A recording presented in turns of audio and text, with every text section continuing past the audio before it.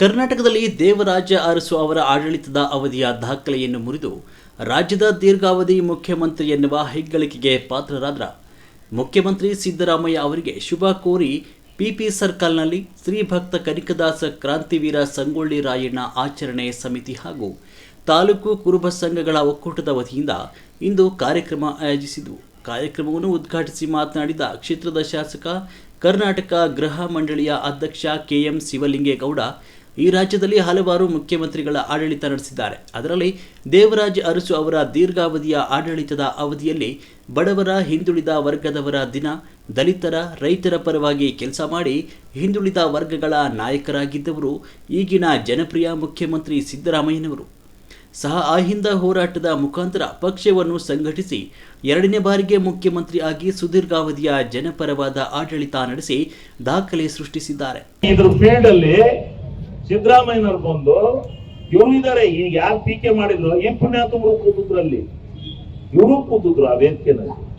ಎಲ್ಲ ಸೇರಿ ಉದ್ಘಾಟನೆಯನ್ನ ಮಾಡಿ ನೀರನ್ನ ಕೊಟ್ಟೋಗಿರ್ತಕ್ಕಂಥ ಅವರು ಸಿದ್ದರಾಮಯ್ಯನವರು. ಈ ಸಿದ್ದರಾಮಯ್ಯ ಅದ್ ಯಾರೋ ಬೇರೆಯವ್ರು ಕೊಟ್ರು, ಶಿವಲಿಂಗಿ ಅವ್ರು ಕಣ್ಣೀರ್ ಹಾಕಿದೀನಿ ಅಂತ ನಾಟಕ ಮಾಡಿದಾರೆ ಅಂತ ಹೇಳ್ತಿರಲ್ಲ, ನಿಮಗೆ ನಾಚಿಕೆ ಆಗ್ಬೇಕಲ್ವಾ? ಇದೇ ಬೆಳಗಾಂನಲ್ಲಿ ನಾನು ಹೋಗಿ ಆಸ್ಪತ್ರೆ ಸೇರಿದಾಗ ನೀವು ಆಸ್ಪತ್ರೆಗೆ ನಾನು ಹುಡುಕೊಂಡ್ ಬಂದಿರ್ಲಿಲ್ವಾ?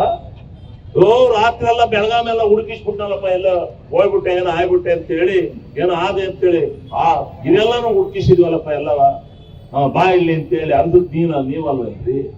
ಯಾಕೆ ಸುಮ್ನೆ ಹೋಗಿ ಆಸ್ಪತ್ರೆ ಮಲಗಿದ್ನ? ಬೆಳಿಗ್ಗೆ ಎದ್ದು 7 ಗಂಟೆಗೆ ಸಿದ್ದರಾಮಯ್ಯನವರು ಆಸ್ಪತ್ರೆ ಬಂದದ್ದು ಮರ್ತಿದ್ದೀರಲ್ರಿ?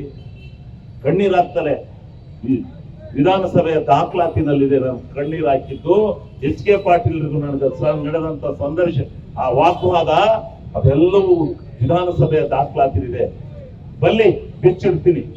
ಇವ್ರಲ್ಲ ನೀರ್ ತಂದಿರೋರು ಅಂತ ಹೇಳಿದ್ರಲ್ಲ, ಯಾವ್ದೋ ದೇವ್ರ ಗೊಬ್ಬ, ಅದು ಯಾವ್ದೋ ದೇವಸ್ಥಾನ ಕೊಡ್ತಾರೆ. ಇವರು ಎತ್ತಿನೊಳೆ ಯೋಜನೆಗೆ ಆಮೇಲೆ ಬರ್ತೀನಿ, ಹಿಂಗೆ ಮಾಡ್ತಕ್ಕಂಥದ್ದಲ್ಲ. ಅದಕ್ಕೆ ನಾವು ನೆನ್ಕೊಳ್ಳೋದು, ಸಿದ್ದರಾಮಯ್ಯನ ಋಣ ತೀರಿಸೋದಕ್ಕೆ ನಾವು ನೆನ್ಕೊಳ್ಳೋದು. ಅವ್ರು ಮಾಡಿದಾರೆ. ಅವತ್ತು ಹೌದು, ನೀರಿಲ್ಲ, ಕುಡಿಯಕ್ ನೀರಿತ್ತ ಅರ್ಸಿಕರಿಗೆ. ನೀರು ಕೊಟ್ಟಂತವ್ರು ಯಾರು? ಇವರು 70 ವರ್ಷಗಳ ಕಾಲ ಈ ಜಿಲ್ಲೆ ರಾಜಕಾರಣ ಮಾಡಿ ಅರಸೀಕೆರೆನ ಯಾವ ಮಲತಾಯಿದವ್ರನಲ್ಲಿ ಇಟ್ಟಿದ್ರಿ? ನಾಚಿಕೆ ಆಗಲ್ಲ ನಿಮ್ಗೆ? ಯೋಚನೆ ಮಾಡ್ಬೇಕು. ಮಾತನಾಡಕ್ಕೆ ಇತಿಮಿತಿ ಬೇಕು. ಯಾರೋ 4 ಜನ ಕಟ್ಕೊಂಡು ಇಲ್ಲ ಸಲದ ಆಪಾದನೆ ಮಾಡ್ಕೊಂತಿರ್ತೀರಾ? ಕಣಕಟ್ಟೆ ಚುನಾವಣಾ ಸಂದರ್ಭದಲ್ಲಿ ತಾಲೂಕ್ ಪಂಚಾಯತಿ, ಜಿಲ್ಲಾ ಪಂಚಾಯತಿ ಮಾಡಾಳ್ ಸ್ವಾಮಿ ಅವರು ಕೂತಿದ್ದಾರೆ. ಅವ್ರು ನಮ್ಮ ಆಗ ವಿರೋಧಿ ಪಕ್ಷ, ಅವ್ರು ಕಾಂಗ್ರೆಸ್ ನಲ್ಲಿ ಇದ್ರು. ಆದ್ರೆ ಅವ್ರು ಹೇಳಿದ ಮಾತು, ಪೂರ್ವಾಂಗುದಿಯಲ್ಲಿ ಸೂರ್ಯ ಹುಟ್ಟೋದು ಎಷ್ಟು ಸತ್ಯವೋ ಅಷ್ಟೇ ಸತ್ಯ. ಕಣಕಟ್ಟೆ ಅರಸೀಕೆರೆ ತಾಲೂಕಿಗೆ ನೀರು ಬರ್ಲಿಕ್ಕೆ ಕೆರೆ ಕಟ್ಟೆಗಳಿಗೆ ಸಾಧ್ಯ ಇಲ್ಲ ಅನ್ನೋ ಮಾತನ್ನು ಯಾರು ಸ್ವಾಮಿ ಹೇಳಿದರು? ಯಾರು ಹೇಳಿದರು? ಇದನ್ನ ಅರ್ಥ ಮಾಡ್ಕೋಬೇಕು. ಅದಕ್ಕೋಸ್ಕರನೇ ಶೀಟ್ ಕೊಟ್ಬಿಟ್ಟೆ ನಾನು ತಪ್ಪು ಮಾಡಿದೆ ಅಂತ ಹೇಳ್ತಾವ್ರೆ. ಶೀಟ್ ಕೇಳೋರು ಯಾರಿದ್ದಾರೆ ನಿಂದ? ನಾನು 14 ಕೊಟ್ಟರು ಗಂಡಸಿನ ಸೋತದ್ದೆ.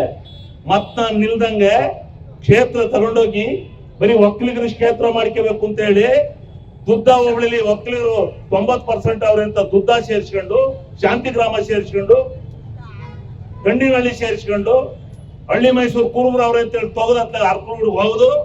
ನಿಮ್ದೊಂದು ಕ್ಷೇತ್ರ ಮಾಡ್ಕೊಂಡು ನೀವು ಒಬ್ಬರು ಗೆದ್ದು ಸಾಕು ಅಂತ ಹೇಳಿ ಮಾಡ್ಕೊಂಡ್ರಲ್ಲ. 14 ಕೋಟಿ ಸೋತಂತ ನನ್ನಂತ ಪಾಪಿನ ಮತ್ತೆ ಕ್ಷೇತ್ರ ಇಲ್ದಂಗ್ ಮಾಡಿದ್ರಲ್ಲ. ತಗೊಂಬಂದು ಗಣಸಿ ಹೋಗ್ಲಿ ಅರಸೀಕೆರೆಗೆ ಹಾಕಿ